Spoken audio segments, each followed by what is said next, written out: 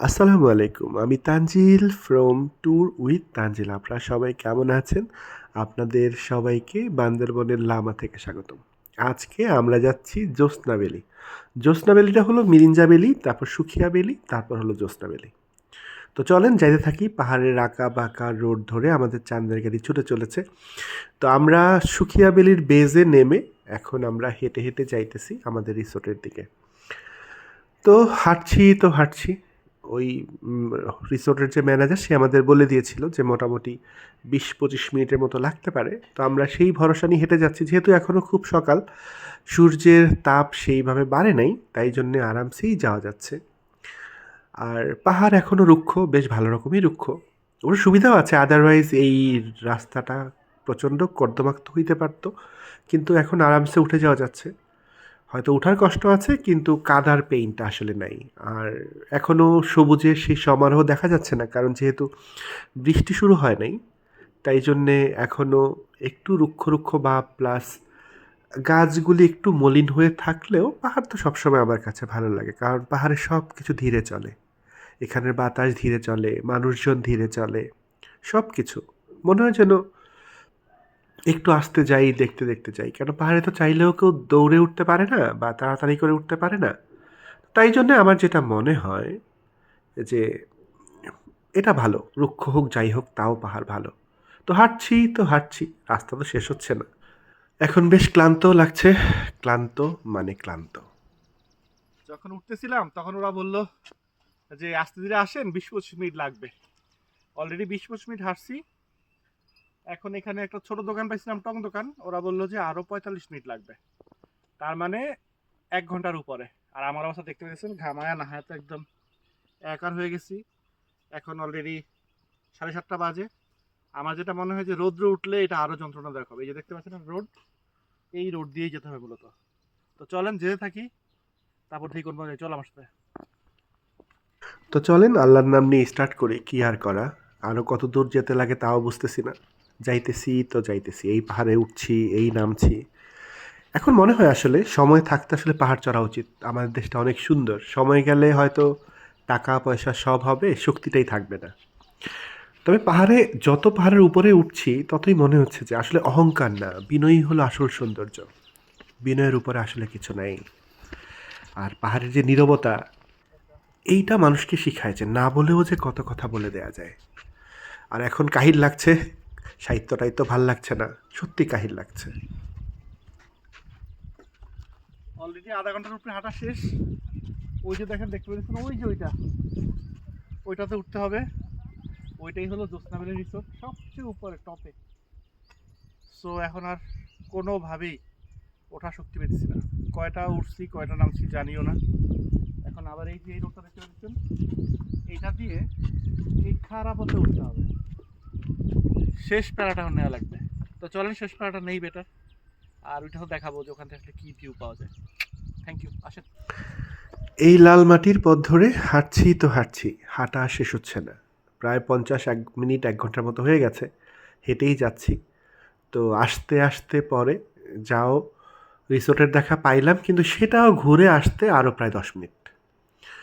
মনে হয় যন্ত্রণার কোনো সীমারেখা নাই। তবে এখানে এসে আমার সত্যি ভাল লাগছে। এই যে এখন রিসোর্টের ভিউটা দেখলাম, এটা দেখার পর আমার মন ভালো হয়ে গেছে আসলে সত্যিকার অর্থে। এখন আর কোনো অশান্তি নাই। এই যে এত কষ্ট করে আসছি, এসে অলরেডি ড্রেস চেঞ্জ করে পরে ফেলছি, দেখতেই পেতেছেন। তারপরেও এখন ভালো লাগছে, সত্যি ভালো লাগছে। এখানে আসার পর ভালো লাগছে। আস্তে আস্তে অলরেডি শার্ট চেঞ্জ করছি, এখন টি শার্ট পরছি, এটাও ভিজা গেছে গিয়া।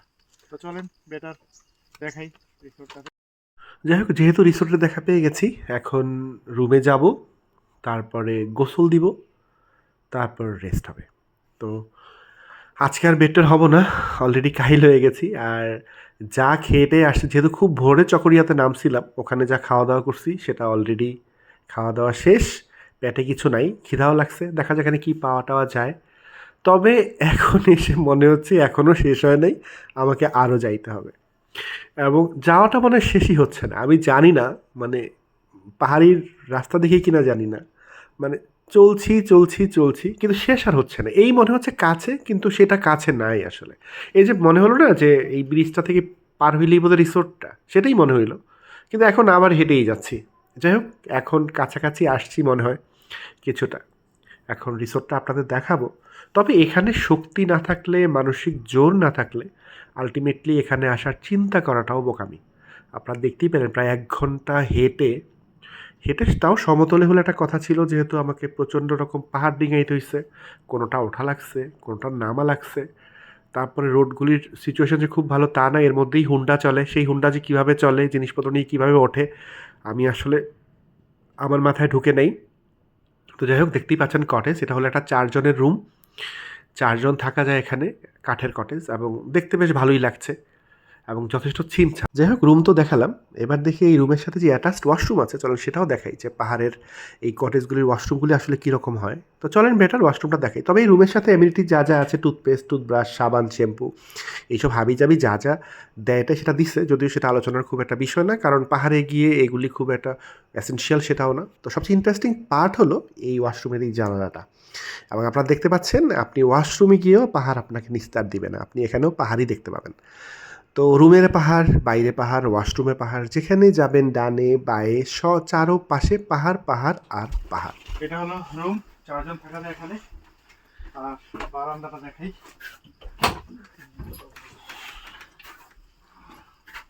ও আহ অসাধারণ একটা বারান্দা। এখান থেকে আরামসে সুন্দর ভিউ পাওয়া যায়। একটা দোলনা আছে এখানে, বৈশা বসলাম, তারপর আরামসে দোল খাওয়া যায়। তো মোটামুটি এখানে আমরা একটা রাত থাকবো, তো সেটা ডিটেল নিশ্চয়ই দিব। আর রুম তো আপনারা দেখতেই পাইলেন। আর যদি ভাগ্য ভালো থাকে, মেঘ হয়তো রুমে আসতেও পারে, আসলে আপনাদের দেখাবো, আর না আসলে তো নাই। তো ঠিক আছে, এবার রেস্ট করতে হবে। ওকে, আমি অলরেডি শুয়ে পড়ছি, আর বাতাস বইছে ধীরে ধীরে, বইতে থাকুক। আর আপনারা অবশ্যই পাহাড়ে আসবেন, সামর্থ্য থাকলে আসবেন, না থাকলেও আসবেন। আমি জানি অনেকক্ষণ আপনাদের জ্বালাইছি, অনেক বকবক করছি, আর জ্বালাবো না। আপনাদের কান নিশ্চিতভাবেই ঝালাপালা হয়ে গেছে। তারপরে আমার জন্য দোয়া করবেন। আর সবাই অবশ্যই ভালো থাকবেন, নিজের যত্ন নেবেন। আল্লাহ হাফেজ।